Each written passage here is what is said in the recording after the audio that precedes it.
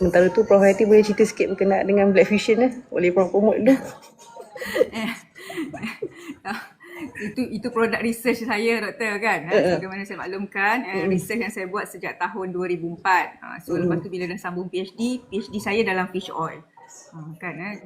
Fokus kepada kajian tu adalah bagaimana kita nak menggunakan Black Fusion untuk membantu penurunan berat badan. Tetapi bila saya buat live ni, saya selalu katakan walau bagaimana sekalipun bila orang tu ada ambil any produk yang kalau dia nak claim, sebab saya pun tak claim untuk menurunkan berat badan, sebab saya kata dia membantu untuk kolesterol. Tetapi sebenarnya untuk nak menurunkan berat badan ni kita kena faham dia punya prinsipal dia. Dia mestilah berasaskan kalori yang kita masuk. Maknanya berapa banyak kalori yang masuk itu bergantung kepada berapa yang badan kita perlukan. Jadi kita tak boleh nak bandingkan apa yang kita makan dengan orang sebelah makan. Jadi dia tak akan boleh, it is not comparable. Sebab itulah saya buat live untuk kita nak bagi penjelasan tentang apa konsep pemakanan yang sihat. Jadi terlalu banyak pandangan dan saya faham publik pun macam-macam pandangan yang ada tentang makanan.